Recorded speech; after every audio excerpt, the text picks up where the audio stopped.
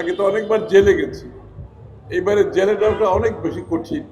আমাদের 5টার সময় lock up, বাড়ির সাথে কোনো যোগাযোগ নাই, বাইরে থেকে খাওয়া দাওয়া বন্ধ, কঠিন একটা অবস্থার মধ্যে আমরা এক একটা দিন কাটাচ্ছি।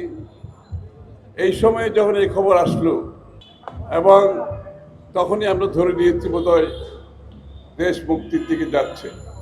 যখন সেনাপ্রধান তার বক্তব্যে শেখ হাসিনার পালিয়ে যাওয়ার বিষয়টি তুলে ধরেছেন, সমস্ত জেলখানায় একসাথে মনে হয় একটা বোমা ফেটেছে, একটা শব্দ, কারণ সবাই বিভিন্নভাবে খবর দিতেছিল, একসাথে বোধহয় সবাই চিৎকার করে উঠেছে, আওয়াজটা হচ্ছে একটা বোমার মতো। এবং কিছুক্ষণের মধ্যে আমি দেখলাম আমরা যারা জেলবন্দি কঠিন সময় অতিক্রম করতেছিলাম, যাদের অধীনে জেলার জেল সুপার নেতৃত্বে, কিছুক্ষণের মধ্যে তারা আমার রুমে চলে আসলো।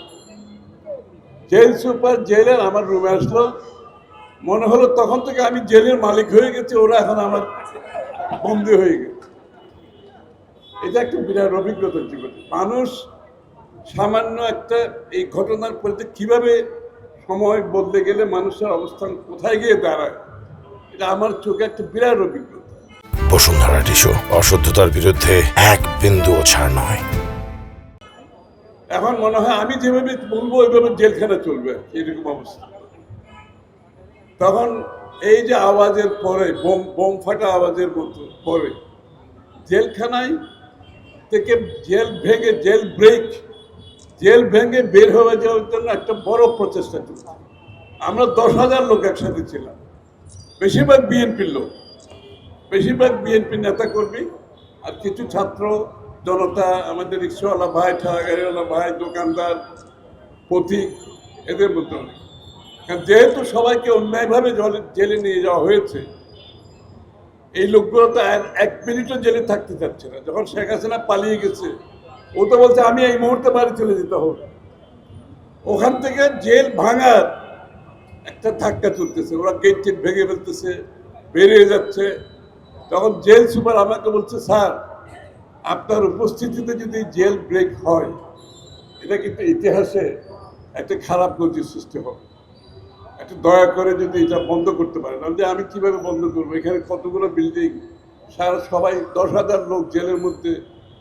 তখন ওরা হ্যান্ড মাইক দিল আমাকে, হ্যান্ড মাইক এনে দিল, স্যার আপনি যদি প্রত্যেক বিল্ডিংয়ের সামনে গিয়ে একটা অনুরোধ করেন যাতে জেল ব্রেক না করে। তখন আমি গেলাম, আমি দেখতেছি জেল ব্রেকটা হলে খুব বিষয়টা একটা অন্য জায়গায় চলে যায়। আমি মাইক নিয়ে প্রত্যেক বিল্ডিংয়ের সামনে দাঁড়িয়েছি, তাদেরকে বলছি শেখ হাসিনা পালিয়ে গেছে, আমরা সবাই বেরিয়ে যাব, আর আমি তোমাদের ছাড়া আমি জেল থেকে বাইর হব। এইটা বলার পরে ওরা সবাই শান্ত হয়ে গেল, প্রত্যেকটা। এবং তার মধ্যে তারপরে একটা জেল ব্রেক হয়েছে একটা জায়গায়, ওখানে আর্মি গিয়েছে, হেলিকপ্টার গিয়েছে, গোলাগুলিও হয়েছে, একটা ব্রেক, ছোটোখাটো ব্রেক হয়েছে। এই ব্রেকের মধ্যে আবার আমাদের ভয় ছিল ওই জেল কিলিংয়ের মতো যদি শেখ হাসিনা শেষ মুহূর্তে আমাদেরকে শেষ করে দেয়, আবার একটা ভয় কাজ করতেছিল।